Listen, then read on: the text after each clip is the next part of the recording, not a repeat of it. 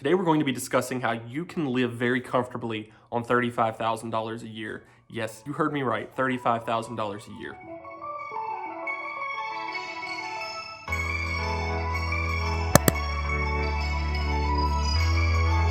Up until recently, that's exactly what I did. And so I've got my budget. I also have some really good tips on what you can do if that's your current salary or if that's where you're going to be aiming for. Because believe it or not, a lot of people really do live on 35K or less per year. This isn't a get quick rich video. It's a video to actually tell you how to live comfortably on a salary that is obtainable. Obviously, it's going to depend a lot on where you live, but if you live in a state that offers certain areas that are a lot cheaper to live in than others, I recommend checking those out if your salary is around 35K a year, because you can get a whole lot more for your money if you do move to an area like that. So let's go ahead and get into my budget, and I'll tell you exactly how I spent 35K a year and what I think you should do if you have a salary that's at 35K, less, or even just around that area. So my budget included a few very specific things. Obviously, you have your bills that you have to pay for. Mine included internet that I spent $65 a month on, and that was a promotional rate that does go up after 2 years, but never ever let it go up.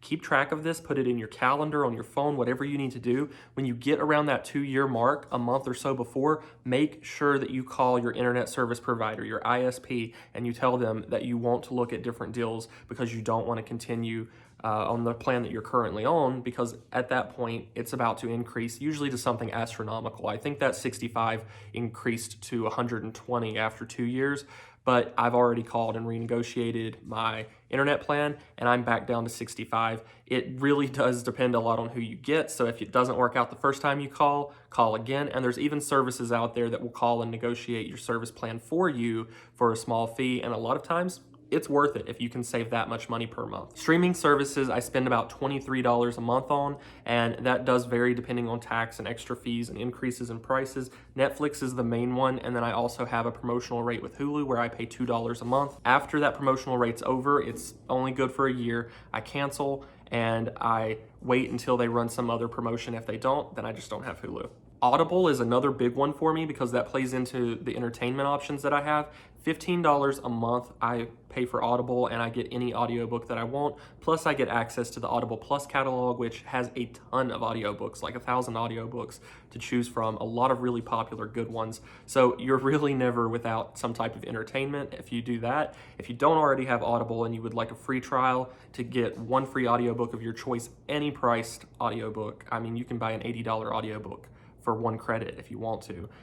Try it out for a week or so. If you don't like it, just cancel like you do on Netflix or another streaming service, and you don't have to pay. But if you want that free audiobook, and it's yours whether you cancel or not, you get to keep the audiobook. Check out my link down in the description. My electric bill is usually the most expensive payment that I have aside from my house payment, and it's around $200 a month. The reason I went with a $200 estimate is because some months it's around $150, while other months in the winter it's around $250 plus. So if you average it out, it's about $200 a month. My car payment is $100 a month. I paid a lot down when I purchased my vehicle, and so my car payment is only $100 a month, and I only have that payment for the next 3 or 4 years, so I'm not too stressed about it, but $100 a month goes towards my vehicle. Car insurance is really as expensive as my car payment. It's $80 a month. My water service is $45 a month. It's very consistent unless I do something crazy like wash my car a bunch of times, then it's going to pretty consistently be around $45. It was cheaper, it was like $40, and then they just raised it to $45 pretty recently. So $45 a month, and that's kind of just the basic level. I live by myself, so I don't use as much water as like a whole family would, but $45 a month. My house payment with escrow included is $380 a month. And that's really important because I don't have to worry about taxes and things like that with my house or my house insurance because it's already included in my house payment. And I love that, having that built in with the escrow. I personally like not having that extra bill or two to have to worry about paying. So $380 a month for my house. Again, I also saved up and did a huge down payment, so I would have a lot lower payment every month on my house. I spent about $40 in gas, mainly just to get to work and to get back home. I haven't been traveling as much lately, and when I do, my gas usually tends to be a lot more expensive, but about $45 a month will get me to and from work, to the grocery store, just kind of my basic everyday necessities. And for food, I only spend about $70 a month, which I know is super low compared to a lot of people, but I switched over months ago to a specific food plan that works for me. I really just have one big meal per day. It's part of a fasting plan that I do, and it's worked out great for me. I feel so much better. I feel a lot healthier. I have lost a ton of weight. I just really do think that that was the way to go for me. And my budget went way down when it comes to buying food. I was spending like $300 or $400 a month on food and eating out and, running through the Starbucks drive-thru and things. Crazy amount of money on food, which just doesn't make sense when you think about it, because really what you need are very simple meals.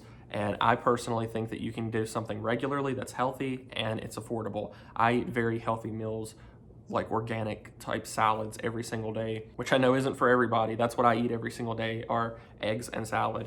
And $70 a month or less usually gets me that. So per month, when you add it all up, that's about $1,023 just on expenses that everybody pretty much needs in order to survive. Now, that's not counting health insurance and things like that my employer takes out of my paycheck. So I did take that into account. In a year, those expenses add up to $12,276, which sounds like a lot when you're starting off with a $35K budget, and that's pre-tax, so that's before taxes are even taken out. So let's look at that. So I took $35,000 and I also subtracted 1/3, because honestly, I don't know about you, but my employer takes about 1/3 out of my paycheck. Of course, at the end of the year, depending on how you file your taxes, you will receive a large portion of that back. But we're just assuming right now that you're working without that in your budget, because that's always a good thing to do. When we subtract about 1/3 of your gross annual income, you get $24,000 to work with. $24,000, and we're just going to say $12K flat on my budget, because again, it increases and decreases depending on the month, and it was around $12,200, so I'm just going to say $12,000 on my expenses. That leaves us with $12,000 to spend as discretionary money. So after all of our expenses, we're down to $12,000 that we have about $12,000 to spend however we want. Personally, I wouldn't say let's just go on a shopping spree with $12,000, because that's not a smart way to spend your money. You need to have some type of savings, and you need to have some type of backup fund, because you do have emergencies that occur and unexpected things that just happen. So here's what you can do to build a savings and still have about $6,000 that you can spend however you'd like. All you need to do is put back $500 a month into a savings account. By the end of the year, you'll have saved $6,000 while still paying off all of these other bills. And I know it's different for everyone else. Maybe you're paying on rent. Maybe you're paying all of these other things. If you're spending more than 1/3 of your salary on your expenses, you need to really examine those and see where you can cut costs. Maybe move to a new area where the rent's cheaper or the housing is cheaper. Maybe look at cutting back on your internet plan so that you're not spending as much. I didn't even include my cell phone, because I only spend about $30 a month on my cell phone. I do a prepaid plan. It's got plenty of data for me, anywhere from 8 to 15 gigabytes, depending on how much I'm using that month. And I use Wi-Fi a lot when I'm able to, so I cut a huge cost there. I know people who spend over $100 on one cell phone every month. Does not make sense. Look at areas where you can cut those expenses to where they're almost non-existent. That's why I didn't even include it in the budget. $30 a month. Most people spend more than that on coffee every week. So there are things that you can do to cut your budget down, and if you need help with it, just comment down in the comments like what your biggest expense is, and I will look at it, and all of the viewers will look at it, and we'll try and figure something out, because you can be financially stable on $35,000 a year.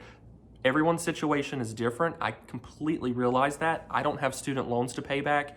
I was able to pay off my bachelor's degree and my master's degree while working and earning those degrees. I have a completely different video if you'd like to check it out on how to pay for college while you're in college, so that by the time you graduate, you have no debt. It is absolutely doable. I did it. I know people who have done it. And I think more and more that's what people are looking at, because everyone's realizing, they're waking up and realizing that hundreds of thousands of dollars in student debt sets you up in a cycle that you're never going to be able to get out of. So you have to look at things like that and really start making better decisions when it comes to your finances. And you might be making awesome decisions. I'm not saying you're not.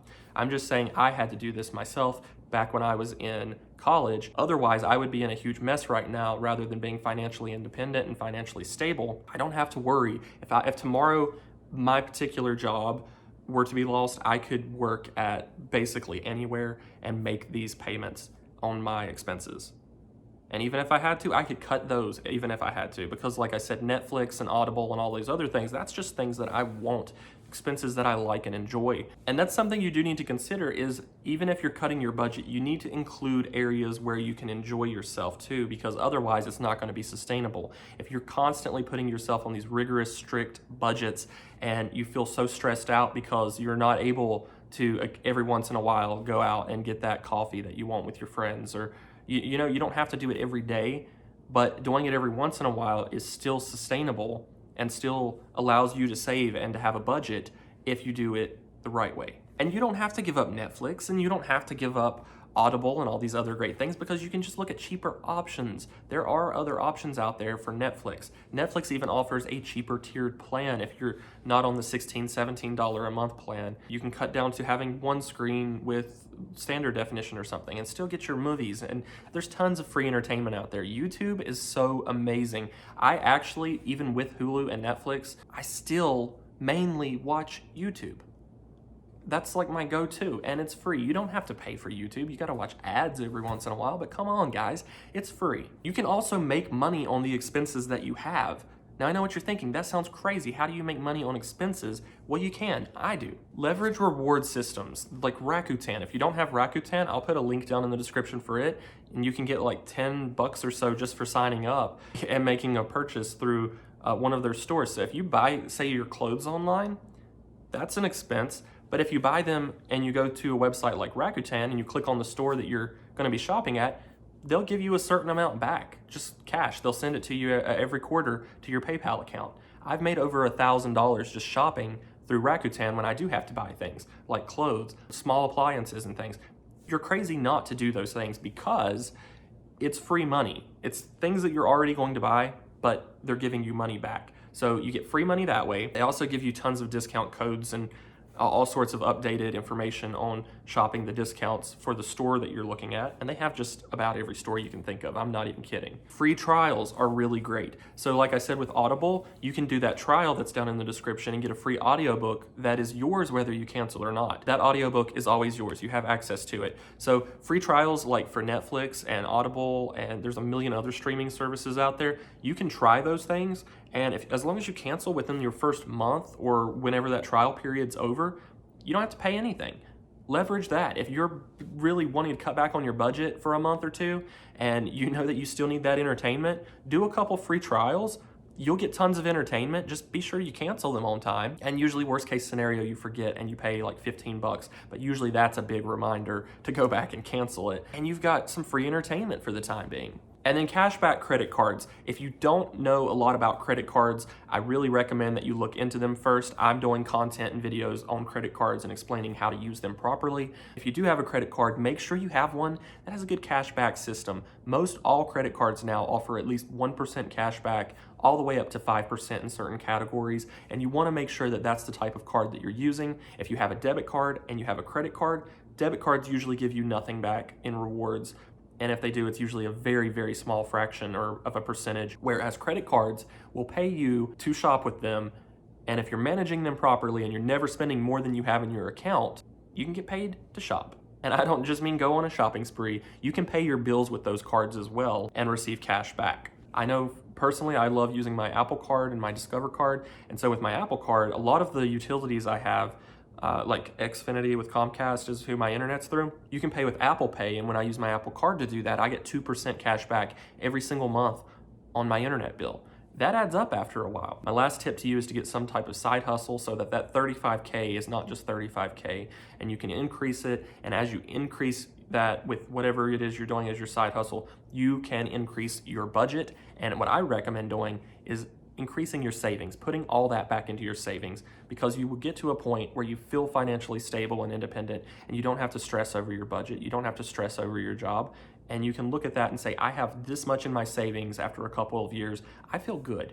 I feel confident that if something were to happen, I would be okay. So 35K a year, a lot of people look at that and they're like, there's no way that you can buy a house, buy a vehicle, pay your bills, and have all of this money left over to put into a savings. I have seen people who make $100K a year. I have relatives who make over $100K a year that are not able to put $500 a month into their savings. But yet, on $35K a year, I was able to save up quite a bit of money. And I haven't said it yet, but I did purchase my house with a huge down payment of around $60,000. That was cash that I had saved up. I'm not kidding you. I cut back on my budget extremely for a couple of years and saved just about every single dollar that was coming in. And if you want to do this, there are definitely ways to do it. I have a video planned that's going to explain how to be able to do this. So be sure that you're subscribed if you're interested in learning all of these free tips and tricks on how you can be financially stable and independent. I teach personal finance and business to tomorrow's entrepreneurs as my career. That is what I do to make a living. That's where that $35K a year comes from. And again, I'm no longer on $35K. That has increased, but that is what I lived on for years. Even less. I was making even less than $35K while I was saving up the $60K to be able to put as a down payment for my house. So guys, it is possible. I'm tired of these millionaires getting on YouTube and acting like because they're giving you 5 minutes of their time to brag about what all they've accomplished, they deserve your attention for the next 200 videos they're gonna make bragging. Those things are not sustainable for your average person, but the things that I'm telling you are. These are not get rich quick schemes. These are not things that are gonna happen overnight, but it's a way to help you understand your money to be able to have more of it. And that's what this is all about. So be sure to give this video a thumbs up so that more people can see it. Subscribe if you really want to learn how to manage your personal finances and do it well and do it free of charge. I'm not charging for any of this stuff. I just want to get this information out to you so that you don't have to worry and stress about money. There's too much other stuff to stress about in the world. You don't need to stress about your money. And I'll see you guys later.